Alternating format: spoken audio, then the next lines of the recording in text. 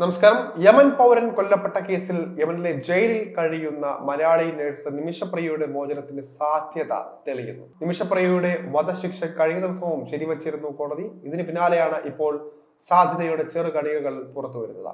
നിമിഷപ്രിയയുടെ മോചനത്തിൽ മാനുഷിക പരിഗണനയിൽ ഇടപെടൽ നടത്താൻ തയ്യാറാണ് എന്ന് ഇറാൻ അറിയിച്ചിട്ടുണ്ട്. ഇറാന്റെ മുതിർന്ന വിദേശകാര്യ സഹമന്ത്രിയുടെ ഇന്ത്യ സന്ദർശനത്തിനിടെയാണ് ഇറാൻ വിദേശകാര്യ ഉദ്യോഗസ്ഥൻ ഇത് വ്യക്തമാക്കിയത്. നിമിഷപ്രിയയുടെ വധശിക്ഷയുമായി ബന്ധപ്പെട്ട എല്ലാ സഹായവും സർക്കാർ നൽകുന്നുണ്ട് എന്ന് വിദേശകാര്യ മന്ത്രാലയം അവരുടെ കുടുംബത്തെ അറിയിച്ചിരുന്നു. വധശിക്ഷ നടപ്പാക്കാൻ യമൻ പ്രസിഡന്റ് റാഷിദ് അൽ അലീമി അനുമതി നൽകിയെന്ന വാർത്ത പുറത്തു വന്ന സാഹചര്യത്തിലാണ് ഇറാൻ വിദേശകാര്യ ഉദ്യോഗസ്ഥന്റെ പ്രതികരണവും ഉണ്ടായിരിക്കുന്നത്. തലാൽ അബ്ദു മഹ്ദി എന്ന യമൻ പൗരൻ കൊല്ലപ്പെട്ട കേസിൽ വധശിക്ഷയ്ക്ക് വിധിക്കപ്പെട്ട യമനിലെ സനയിലുള്ള സെൻട്രൽ ജയിലിലാണ് ഇപ്പോൾ പാലക്കാട് ചിറ്റിലഞ്ചേരി സ്വദേശിനിയായി നിമിഷപ്രിയ കഴിയുന്നത്. നിമിഷപ്രിയയുടെ മോചനത്തിന് സാധ്യമാകുന്ന എല്ലാവിധ സഹായങ്ങളും ചെയ്തു നൽകുമെന്ന് കേന്ദ്ര വിദേശകാര്യ മന്ത്രാലയം നേരത്തെ അറിയിച്ചിരുന്നു. കൊല്ലപ്പെട്ട യമൻ പൗരന്റെ കുടുംബത്തിന് ദിയാധനം നൽകി വധശിക്ഷ ഒഴിവാക്കാനുള്ള അവസാന ശ്രമങ്ങളാണ് നടന്നുകൊണ്ടിരിക്കുന്നത്. ദിയാധനം നൽകി വധശിക്ഷ ഒഴിവാക്കാനുള്ള നടപടികളോട് തലാലിന്റെ കുടുംബം പൂർണ്ണമായും യോജിക്കാത്തതാണ് ഈ നീക്കം ഫലം കാണാതെ തുടരാൻ കാരണമാകുന്നത്. 2017 മുതൽ സനയിലെ ജയിലിൽ കഴിയുന്ന നിമിഷപ്രിയയുടെ ശിക്ഷ 1 മാസത്തിനകം വധശിക്ഷയായിട്ട് നടപ്പാക്കണമെന്നായിരുന്നു പുറത്തു വന്ന റിപ്പോർട്ട്. 2012 നഴ്സ് ജോലിക്കായി നിമിഷപ്രിയ യമനിലെത്തുന്നത്. 2015 സനായിൽ തലാലിന്റെ സ്പോൺസർഷിപ്പിൽ നിമിഷപ്രിയ ക്ലിനിക് ആരംഭിച്ചിരുന്നു. സഹപ്രവർത്തകനുമായി ചേർന്ന് തലാലിനെ വധിച്ചെന്ന കേസിൽ 2017 ജൂലൈയിൽ നിമിഷപ്രിയ അറസ്റ്റിലാവുകയായിരുന്നു. 2020 കേസിന്റെ വിചാരണ നടപടികൾ ആരംഭിച്ചു. തുടർന്ന് കോടതി വധശിക്ഷ വിധിച്ചു.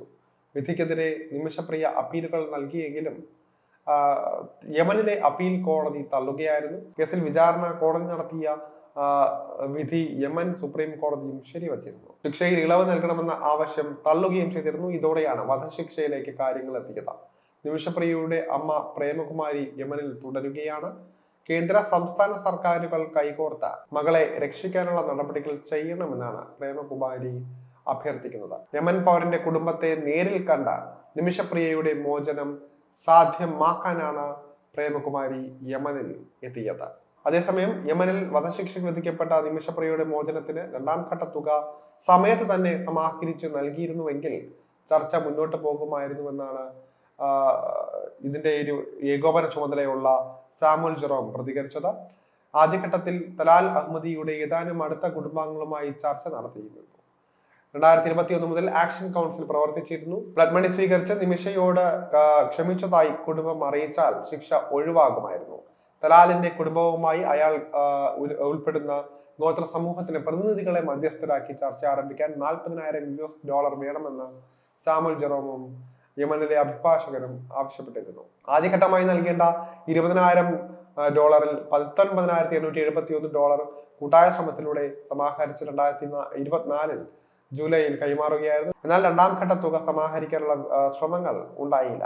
തുകയുടെ വിനിയോഗം സംബന്ധിച്ച് കൃത്യമായ വിവരം വേണമെന്ന് കൗൺസിൽ ഭാരവാഹികൾ ആവശ്യപ്പെട്ടതോടെ ശ്രമങ്ങൾ വിഫലമാവുകയായിരുന്നു.